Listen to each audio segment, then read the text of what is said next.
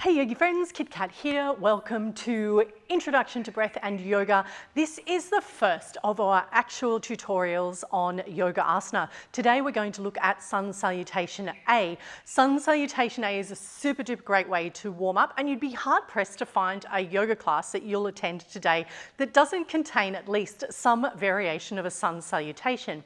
So Sun Salutation is not really that old in terms of asana practice. It's probably only around the last 100 or so years that the Sun Salutation in its current form has come to exist. And it was actually invented by Krishnamacharya in India, and he went and looked at a number of different modalities of training. So right through from boxing to weightlifting to actual physical exercise, and from observing all of the practices out of those very different styles or modalities of fitness, he put together the Sun Salutation as we know it today. From there, Pattabhi Jois, who was one of Krishnamacharya's students, brought the Sun Salutation into the Ashtanga primary series, which links, or you see the vinyasa, Vin meaning to, or Vi meaning to link, and Nyasa meaning to place carefully with breath, brought those together and used that as not only a warm-up in his sequence, but then to join all the other sections of the practice together. Throughout the Ashtanga Vinyasa primary series, you can see that the continuous return to the Sun Salutation actually lifts the cardio aspect of that particular series. So challenges the breath and movement dynamic as you move through. So vinyasa, or as we move through the Sun Salutation, vinyasa is also another term that we use to incorporate the Sun Salutation into our practice. So quite often you may hear a teacher or someone guiding you through practice that says, take a vinyasa. So when they say take a vinyasa, it's usually a transition that moves through chaturanga and back to downward facing dog. So your Sun Salutation becomes a way of linking the different shapes that we make throughout our practice. So without further ado, let's get into what Sun Salutation A looks like. So I'm going to step to the top of my mat and I'm going to demonstrate Sun Salutation through noting the breath, and then we're going to break down some of those movements for you to make it a little bit easier so that you gain that confidence to step onto your mat and join collective practice, or maybe even instigate your own home practice and Sun Salute with confidence. So coming to the top of the mat, finding Tadasana. Release the hands down by the side body, rock forward and back into the heels. Ground the feet into the mat, lifting up through the shins, the kneecaps, the thighs, drawing the belly in towards the spine, lifting the heart space, rolling the shoulders down the back, tucking the chin slightly into the throat. Inhale, arms reach high. Exhale, deep forward fold. Inhale, halfway lift. Exhale, hands, palms plant, step back to plank. Chaturanga. Inhale, Urdhva Mukha. Exhale, Ardha Mukha. Inhale, exhale 1. Inhale, exhale 2. Inhale, exhale 3. Inhale, exhale 4. Gentle bend in the knees. Inhale, step or float forward, flat back. Exhale, deep forward fold. Inhale, roll to rise. Heels press, heart lifts. Exhale, hands to heart center. Hands by the side. So there you have it. That is round 1 of Sun Salutation A. So that was a fairly standard variation. You can change the dynamic of your Sun Salutation by adding jump backs, extra push-ups into your chaturanga. Ouch. You can change the dynamic by even lifting the leg as you move through to move forward into deep forward fold. You can move through crow, you can come to malasana, you can take handstand, you can tuck to handstand, and it becomes then all of these different challenges that you can work through in your vinyasa or in your sun salutation. So there's actually no limit, and I kind of think it's like the never-ending story where you can just keep adding on and adding on. So it actually provides us with infinite possibilities in our yoga asana practice. So let's break down some of the moves in Sun Salutation A.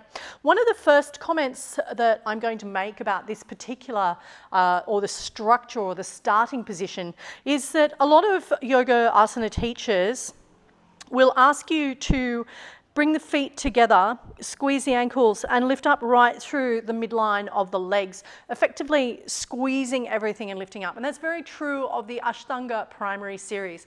What tends to happen as you do that is you squeeze the glutes super hard, and you get this like pelvic thrust quite often. Now, this is called a posterior tilt of the pelvis, and when we tilt this way, it's the anterior tilt. And you know, there's a combination of things that happen here. Crunching into the low back and just not enough opening through the hips, and a feeling of tightness where you can't actually move or flow through the sun salutation. You wonder how you're going to exit that strategy. Even when you go to forward fold, there's not that opportunity to bend into the knees because you've got that rigid structure when you start. So my advice to people stepping onto the rubber rectangle for the first time is to separate the feet, maybe even about hips width apart. And what that does is give you the opportunity to lengthen through the back body, draw the belly into the spine, and ground both feet into the earth. It then allows you to bend into the knees, where you can move more comfortably through that sun salutation. Also, women our hips are a little bit broader. And if you look at where the sun salutation was introduced into yoga asana practice, it was introduced by men for much younger men. And so a lot of the people that were practicing yoga were younger men, and they just don't have the same hips that women have, and so the separation of the feet just allows for a little bit more space. So you can see what happens as I draw the belly in towards the spine. I can lengthen through the back body far more comfortably and lift the heart space. So we're just creating space for us to create more space. So stepping to the front of the mat, I'm going to have my feet slightly separated. And this is our Tadasana Samastihi or mountain pose. So feet grounding all four corners into the mat, lifting up through the shins, the kneecaps and the quadriceps, these two muscles on the front of the leg, drawing the belly in towards the spine, and the tailbone draws down towards the earth. So you're actually creating some length through the low back and indeed through the whole spine. As you lift, you can roll the shoulders up and draw them down the back, lifting the heart space but tucking the chin into the throat. So you're not kind of in this back bend scenario here, but feeling a comfortability, a steadiness and ease here, your Sthira Sukha Asanam. Guaranteed, if you hold this posture for long enough or this shape for long enough, you are going to break our sweat. Let's take an inhale breath and reach up nice and high. Hands, palms, press, heart lifts. So you're feeling a little more length through the back body here. As you exhale, hands come through the heart center. You can bend into the knees, drop the belly down to the thighs. Hands come to the earth. This is your Uttanasana. Be sure to drop the head here so that you take that pressure out of the cervical spine. The head is the heaviest part of the body, so use it here to lengthen through the spine. Inhale to halfway lift. So you're going to take a gentle gaze forward, probably about 2 to 3 feet in front of the mat. So there's a couple of different opportunities here to lengthen through your halfway lift. If you can't reach the floor, a really practical variation here is to take the hands, palms, and press them into the shins, not on the knees, but actually into the shins just below the knee. Inhale, press the hands into the shins, and that's going to help you lift and lengthen the spine. From here, you can draw the belly into the spine and find that lift and lengthen, or you can find a little bit of an anterior tilt and even stretch through the throat so that you find a tiny little back bend in this space. Coming back to the center, we're going to plant the hands down onto the earth and take a step back into plank. So four-limbed staff pose. My shoulders are over the top of my hands, belly's up to the spine. I'm creating space in my shoulders. And this is what we call shoulder protraction. If I drop down here, this is shoulder retraction. I press back up, shoulder protraction. From here, I'm going to shift the body weight forward. Exhale down into chaturanga. Inhale and lift up into Urdhva Mukha. So my legs are active in this shape and I gaze to the sky.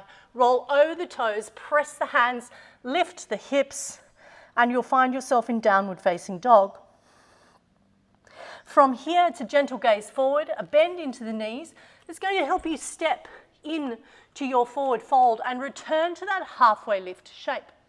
As you exhale again, deep forward fold, and roll to rise. We find ourselves back where we started.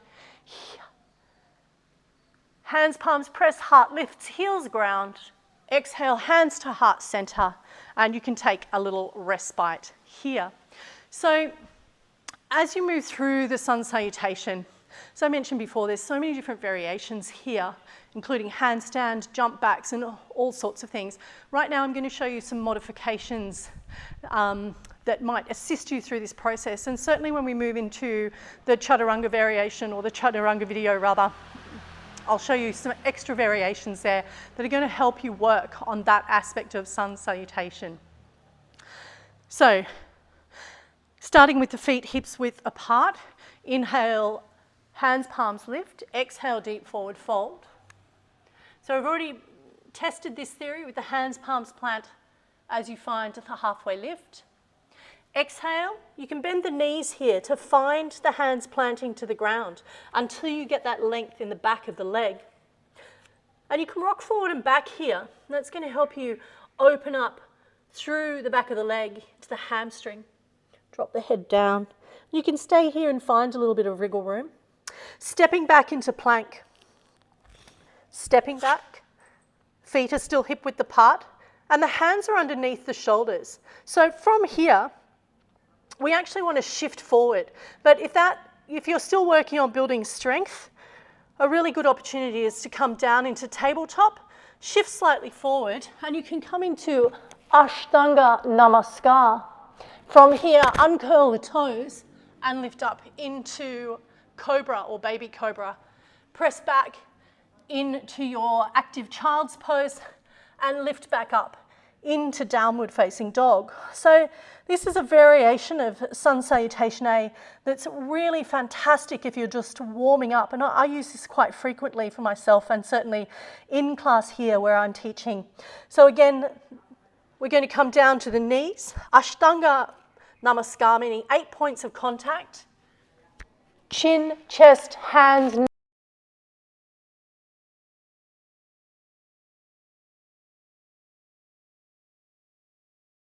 and press back. From here, gentle bend in the knees, stepping forward, finding your halfway lift. Exhale to your deep forward fold. Inhale, roll to rise, heels ground, heart lifts, hands press. Exhale, hands to heart center and hands by the side.